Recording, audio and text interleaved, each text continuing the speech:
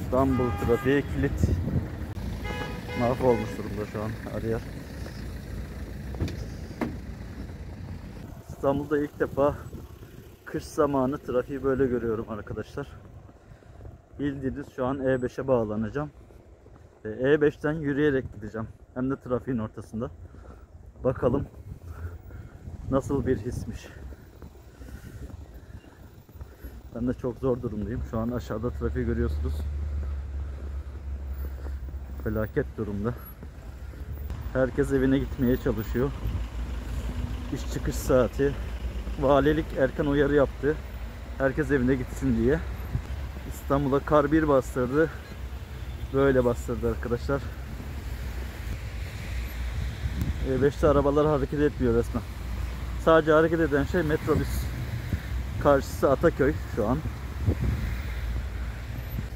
Ben de yürüyerek evime gitmeye çalışıyorum şu an. Her zaman yapılabilecek bir deneyim değil bu. İnanılmaz bir his. Of, çok kötü bir durum. Doğu, Güneydoğu, Karadeniz, İç Anadolu.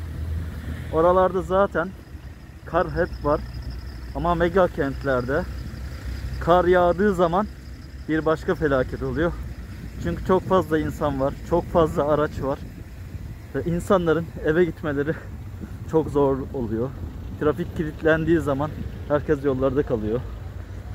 Bir de şöyle göstermek istiyorum. İnsanlar şu an dolmuş bekliyor, otobüs bekliyor. Gelen giden yok. Ben de evime gitmeye çalışıyorum şu an. Ambulansı görüyorsunuz. Ambulans bile yolda kalmış durumda. Gidemiyor hiçbir yere. Şu an E5'ten yürüyorum arkadaşlar. İstanbul'da bu durum bir daha yaşanır mı bilmiyorum. 100 yılda bir mi yaşanır, kaç yılda bir yaşanır bilmiyorum. Şu an E5'te trafiğin içinde gidiyorum. Arabalar arkamdan devam ediyor. Ben de eve gitmeye çalışıyorum. Çok kötü bir durum. Hava eksi 4 derece galiba şu an İstanbul'da. Çok zor şartlar altında ben de evime ulaşmaya çalışıyorum. E5'te normalde yürümeniz imkansız. Yasak zaten. Ama kar yağdığı için her yer kilit görüyorsunuz. Ben de ulaşım araçları çalışmadığı için yürüyerek evime gitmeye çalışıyorum şu an. Çok kötü bir durum. Şurayı da göstermek istiyorum size. İnsanlara bakın. Akın akın eve gitmeye çalışıyorlar. Bakar mısınız? İnsanlar eve gitmeye çalışıyor. Akın akın. Tek çalışan araç metrobüs. Geri kalan her şey durmuş durumda. Yan taraf kilit. E5 kilit. Ve insanlar karınca gibi tek sıra halinde evlerine gitmeye çalışıyorlar. İnanılmaz bir durum. Şu an yolda en hızlı kişi benim. İlginç bir şekilde. Hiçbir şey hareket etmediği için hareket eden tek şey benim. Ve bu yüzden en hızlı giden şey de benim şu an. Herkes görüntü almaya çalışıyor ulaşımdan.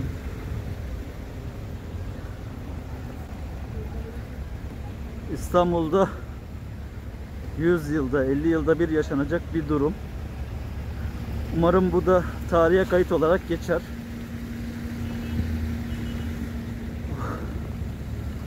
Zor bir durum gerçekten de.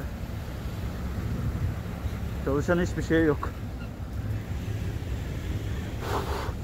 Ellerim üşüdü benim de. İlerlemeye çalışıyorum. Evime ulaşmaya çalışıyorum. Şirinevlere kadar dolmuşla geldim. Buradan Yenibosna, Kuleli'ye kadar yürümeye çalışıyorum. Dolmuş 1 saat sürdü. 10 dakikalık yol 1 saat sürdü resmen. Geri kalan yolu da yürüyerek gitmeye çalışıyorum.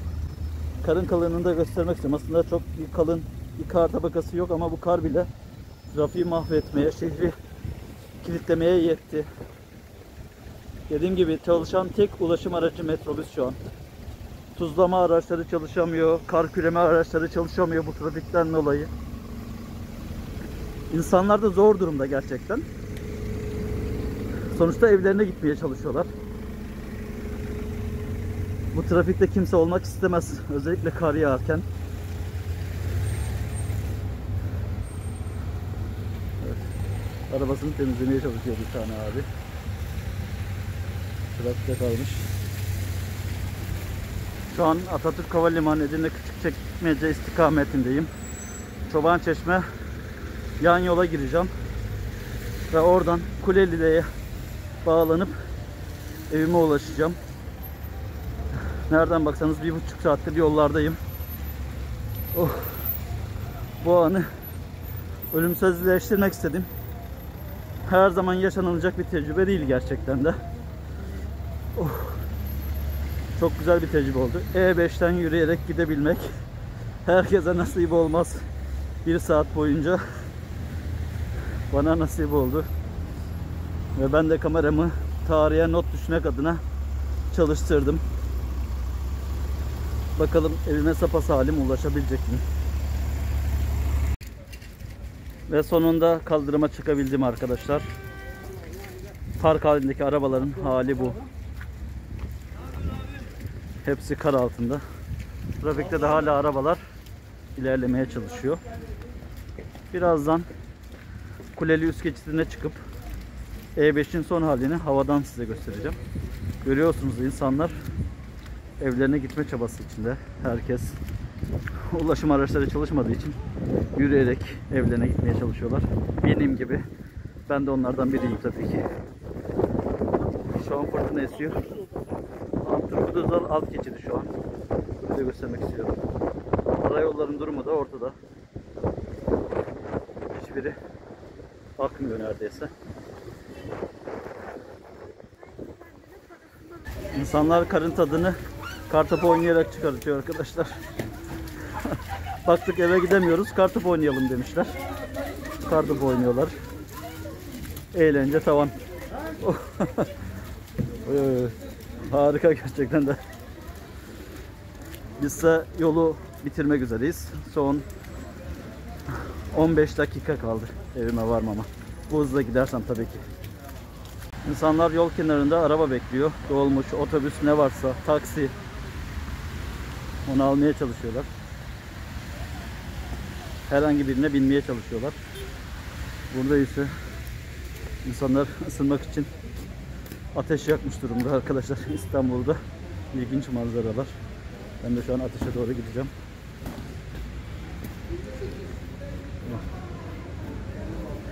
Biraz ısınmak iyi olacak açıkçası.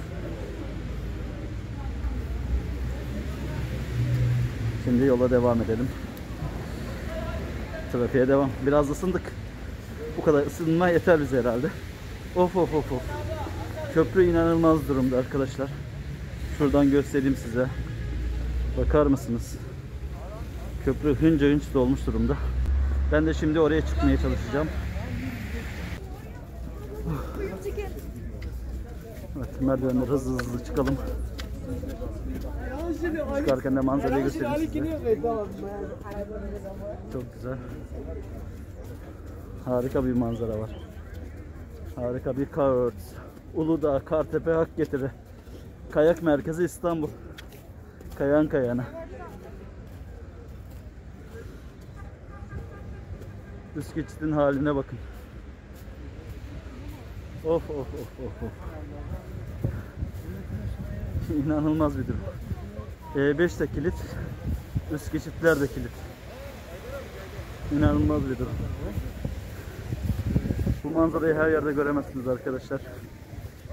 100 yılda bir yaşanacak manzarayı size gösteriyorum şu an. Kimse ilerleyemiyor şu an. Üst geçit kilitlenmiş durumda. Buradan metrobüse ulaşmaya çalışıyorlar. Burası Kuleli Yenibosna metrobüs durağı. E5'in hali de burada. Yan yol biraz daha açık ona göre. Ama E5 kilitlenmiş durumda. Biraz daha yakından bakmaya çalışacağım.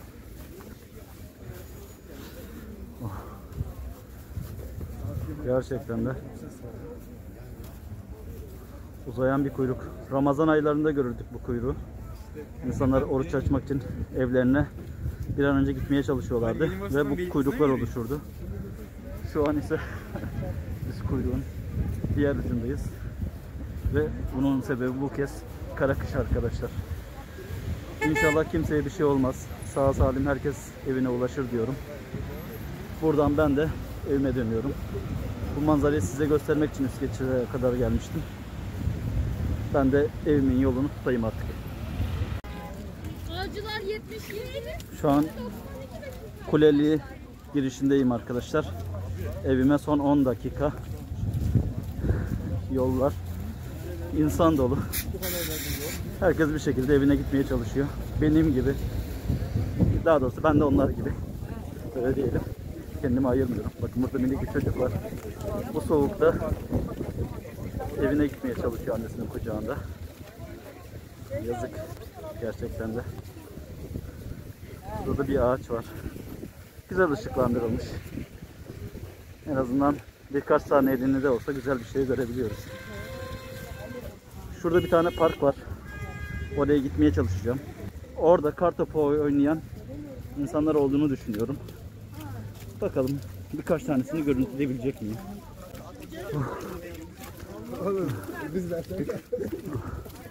Hala minik ufaklık önümde ilerlemeye devam ediyor.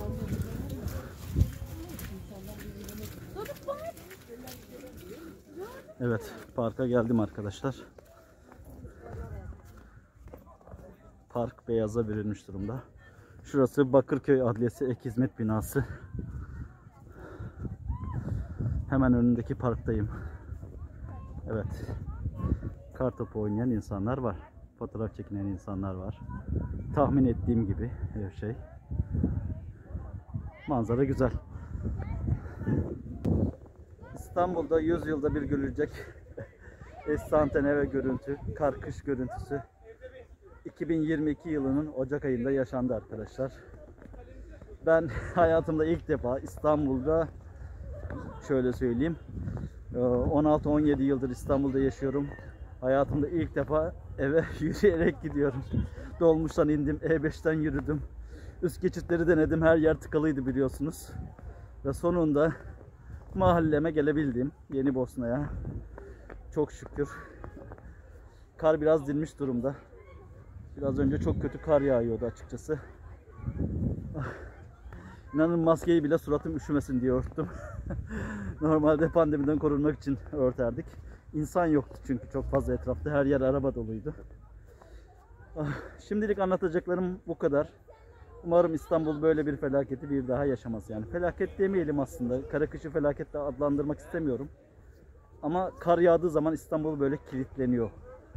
Ve çözülmesi çok zor oluyor. Trafikte zor durumda kalan bir sürü insan oluyor. Biraz önce izlediğiniz minik bir çocuk annesinin kucağında evine gitmek zorunda kalmış. Böyle şeyler yaşansın istemiyorum. Benden tarihe ve sizlere güzel bir anı olarak kalsın istedim. Hoşça kalın. Sevgiyle ve sevdiklerinizle kalın.